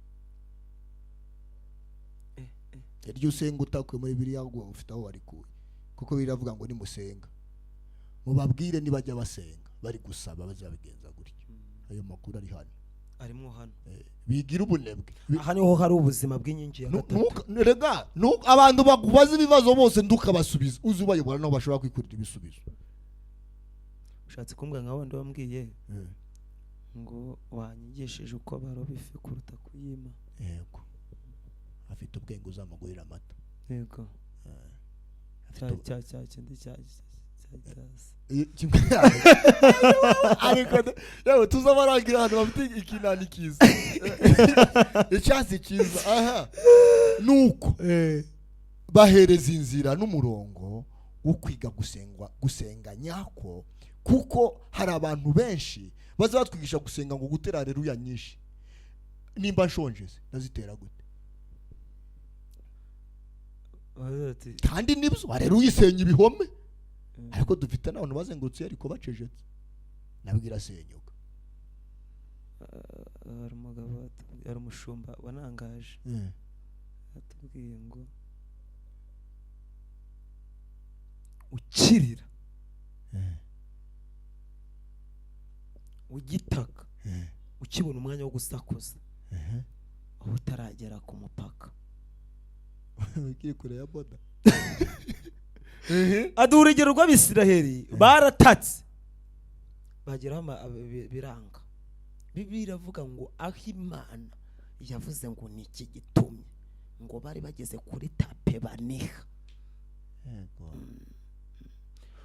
barakuranijwe bagera naho ijwi ryanga ngo baraniha Bibiliya ivuga ngo banihishwa n'imirimo y'uburetwa 14 kuva baravuga ngo Imana yumva nabwo yize ngo yumvise bataka kandi Bibiliya kuva muri kuva bavuga bataka ariko hariya ku bice 14 baravuga ngo baranishe yumva umuniho ngo ijya yakumva umuniho noneho umva ikintu cyanangaje ngo ntabwo yigeze yibuka ibintu yavuganye nabo ngo ahubwo yibutse isezerano yasezeranye iyo tunishe amasezerano yibukwa ahubwo nta nubwo ari ayacu oya ngo ayabasekuruza kuko yabasezeranyije ko bazabakomokaho bose kuko yumvisha abacu yatisangamo n'ibifute byinshi nanjye ndimo nuko bimeze ndimo yanzonda noneho ngaburahamu ngo yajyaga guhitegerezaga inyubako nziza buriya ni jewe yego aho naje misomagera noneho rero ngo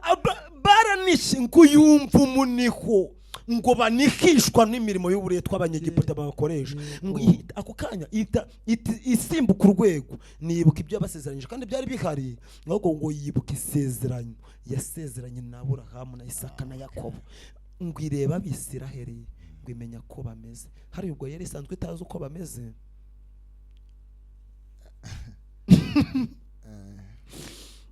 yari itegereje ko baniha bivuze ngo gahunda mwayumvishije ni ukuguma muri ibi bintu ugatitiriza kutavamo n'ubusobanuro bwo uzi ko Luka 18 havuga ngo umupfakazi ngo atitiriza ngo atitiriza umucamanza yanga kuva ku irembo ngo yaramutitirije ngo yahoraga yajyaga mu gitondo saa 6 nimugoroba ngo ariko ngo yanga kumugirira neza umva igisobanuro cy'impamvu yanze kumugirira neza kirumvikana ngo ni uko tubahaga Imana ngo niyite no ku bantu nicyo cyatumye imwirengagiza uwo munani uwo mucamanza ngo ntabwo yubahaga Imana nubwo yitaga ku bantu nicyo cyatumye amwirengagiza yarazi ikibazo afite ariko ngo niyarambirwa uriya mupfakazi yaranangaje yageze aravuga ngo nuraguye ngo nzapfe nishwe n'uwangiriye nabi reka nzicwe n'ufite igisubizo cyanjye andabirwa nyiyicire yego ngo aramutitiriza ku munota wa nyuma natangaye niho nakwijambo ngiye kujya asengeramo ngo yagezeho aribwira umutima 18 rukamuhasome ngo yagezeho aribwira avuga ngo nubwo nubaha Imana ngo ninite no ku bantu ariko ngo kuko uyu mupfakazi andembeje yagumye kwiremba iwaje kuko andembeje soka nkamusanga aravuga ngo reka mugirire neza uzi impamvu ngo mugire neza ngo adahoraza iminsi myinshi kundushya impamvu zo gutitiriza cyane harimo no gusubizwa kugira ngo tudahora turushya yego ikomeza ihengeza kubona umva ukuntu avuze umva ukuntu nyir'ubwite avuze yaciye uwo mugani arangije aravuga ngo niba umucamanza utarakebwe utazi Imana udafite amasezerano utarasomye icyanditswe utazi gusenga agiriye neza umuntu wamutitirije akamubuza amahoro umva ukuntu avuze aravuga ngo njyewe Uwiteka nzabuzwa n'iki kurengera intore zanjye zinakira ku manywa na nijoro umva akantu k'ingenzi nawe uravuga k'ingenzi aravuga ngo ntabwo nzazirangarana ngo nta nubwo nzazireka bivuze ngo ntabwo izakurangarana ngo nta nubwo izakureka umva akantu k'ingenzi kuruta ibindi ngo nzazitabara vuba dasaze utumvishe reka dusoze ikiganiro utumvishe azumva ubutaha kuko oya bamugasubira subira mako gusa kizagira gute niba abantu bakiranirwa abanyamubiri batakebwe batazi Imana b'abanyamubiri b'abanyabucoko ariko mana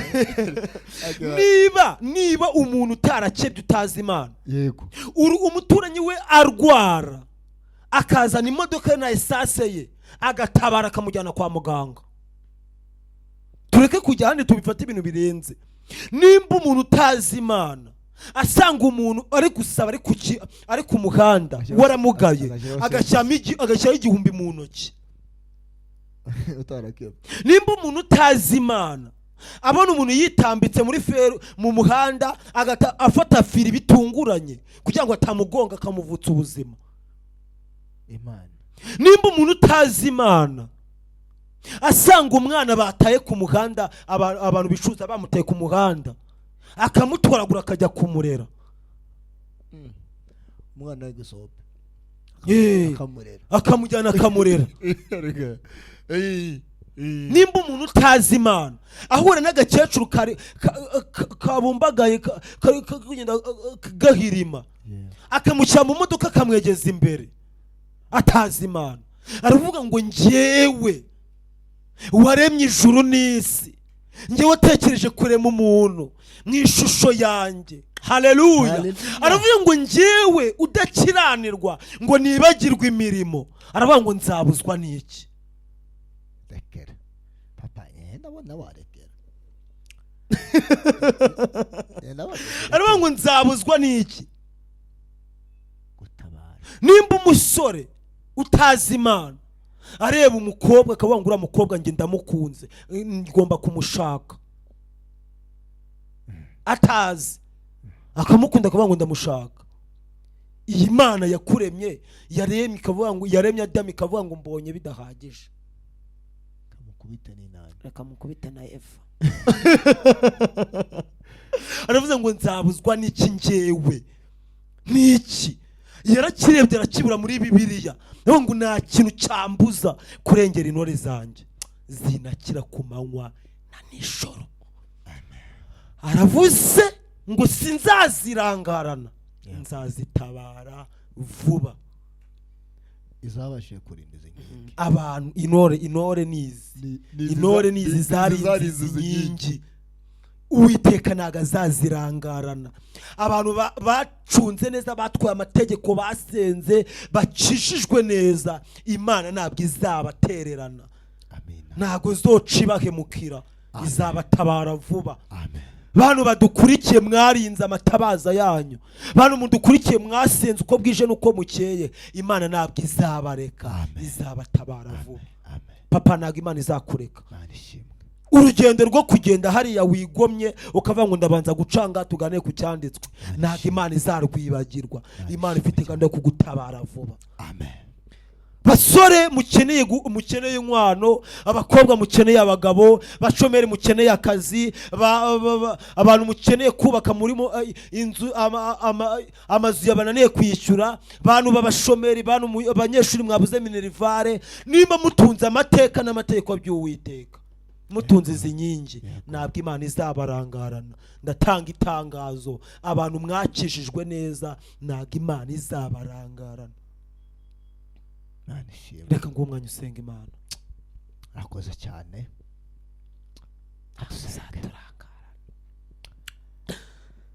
Oh Kristo, twibutsa abantu izi nkingi zasenyukanye, bafata umwanya tukaba hamwe kugira ngo dusane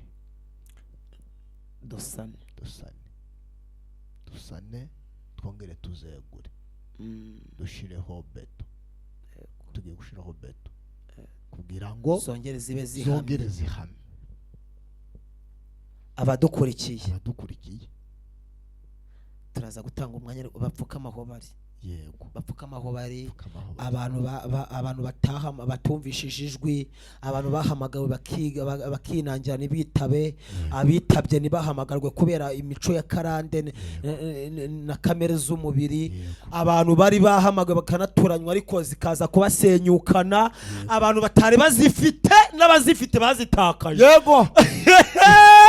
Abo ngabo tugiye gusenga, tugiye gusana. Yego, ubishatse kwa ngo ubu tugiye gukora beto. Yego, tugiye guponda akira. Tugiye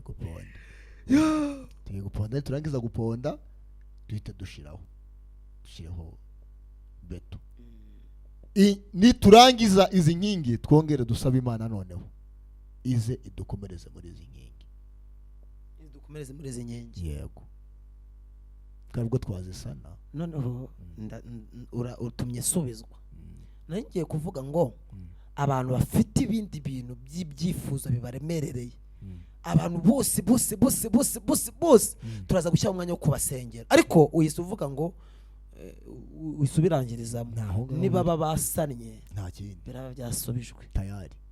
Cyo dusaba se si cyo ngicyo gutegereza ahangaha, ntago bibonye ko gutegereza hariya ntago ubonye. Uwo mu bacu ravuze ngo nimusenga nimukice bagure. Reka no kuri nabonye ngo Imana izaduha studio yacu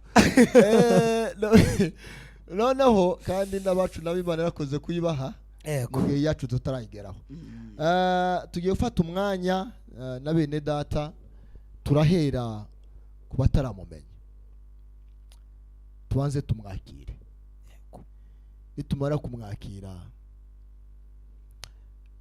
noneho dusengera bariya bandi zasenyutse, kugira ngo dusabe Imana yongere idushoboze, iduha agasima ko gukora mbere, dushyireho agasima.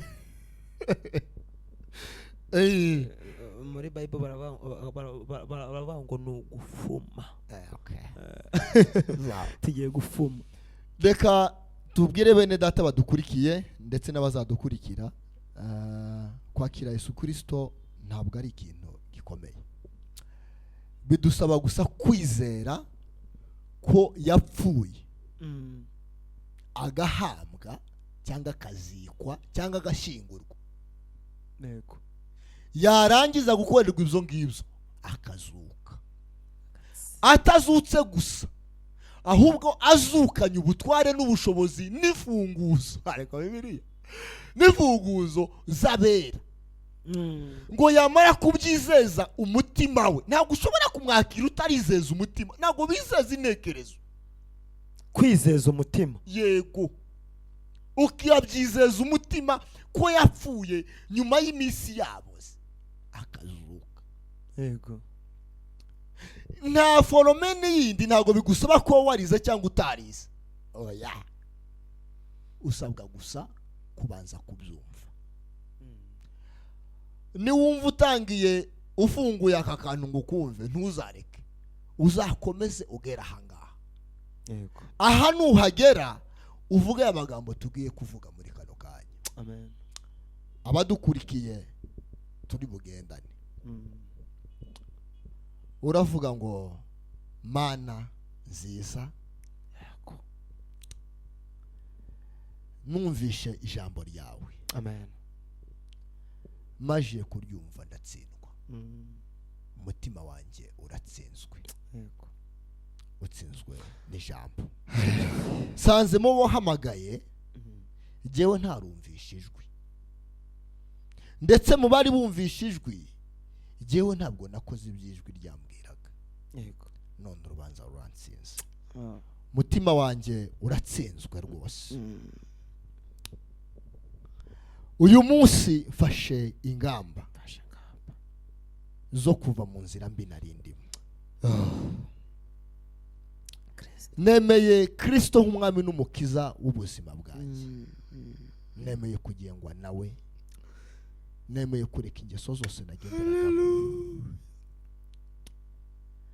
Ndasaba ko izina ryanjye risibwa mu gitabo cy'urupfu, rikandikwa mu gitabo cy'ubugingo.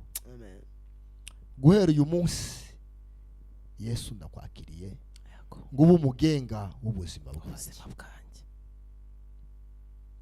Guhera uyu munsi sinkongere kwiyobora ukundi, Kristo, ahubwo unyemerera umbere umuyobozi. Urakoze kuko izina ryanjye risibwe mu gitabo cy'urupfu, rikaba ryanditswe mu gitabo cy'ubugingo. amen. Reka dusenge. Imana nziza, si umwami wacu Yesu Kristo, urashoboye, urakomeye, turagushimiye kubw'ijambo ryiza tugiye Imana ivuga bikaba. Bene data bazafata umwanya wo kwatura aya magambo, unyemerere ushigikire ijambo ryawe wandikishije intoki zawe.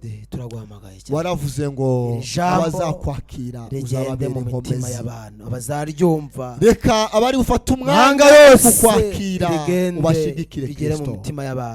Unyemerera imbaraga zawe zibane nabo, kandi bakikwakira rwose babona impinduka mu buzima bwabo. Abakobwa, abasore, abamama, abapapa, abasaza, abakecuru ndetse n'abana bato. Reka bazatura aya magambo uzabashigikire Mana. Mu izina rya Yesu Kristo, imbaraga zose zabakurikiraga kubw'ibyaha tuzifashe mpiri mu izina rya Yesu Kristo. Tuzigende hejuru kubw'amaraso amenye ku musaraba i Karuvali. Reka izina ryabo ricyandikwa mu gitabo cy'ubugingo, wongere ushigikire kurinda ubugingo bwabo, butongera kujya kure yawe mu izina rya Yesu Kristo. Urakoze kuko ubikoze, urakoze kuko ubiremye.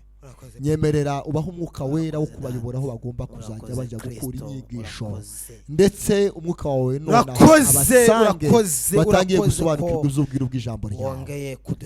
Asante kuko wumvishe. Hari bene data bandi, data nyiringabo Imana, bakwakiriye barakumenya, bamenya ibyawe, ariko kubw'ibibazo, kubw'ibintu amakuba n'izago bahura nabyo muri iyi si, baratentebuka, inkingi barasenyuka. Dukeneye ko nanone wakongera ugasana.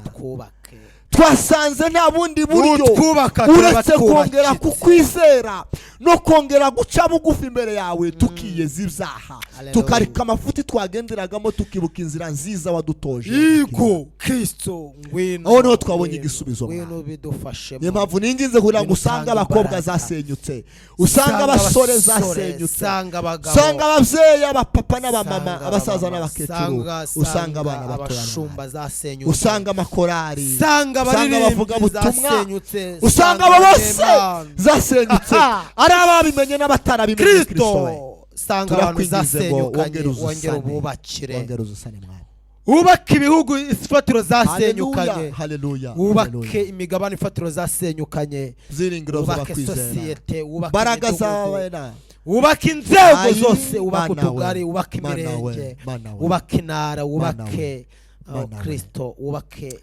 Hari n'abandi zitarasenyuka, reka ubasanga imbaraga Kristo, uzirinde kugira ngo zidasenyuka, ubabe hafi mwamana we, ubabe imbaraga, ubushobozi bwo kurinda ifatiro zabo. Hari abafite ibibazo byinshi, ariko turasenze kugira ngo abazakurikiriza inyigisho mwami w'abana bagifungura cyano bazatangire babone ibisubizo. Urakoze kuko wumva, urakoze kugira neza. Duciye bugufi muri aka kanya, ubwiza n'urukundo, imbabazi ndetse nyiringabo Imana n'imbaraga by'umwuka wera ko zibane natwe mu izina rya Yesu Kristo. Amen. Amen. Amen.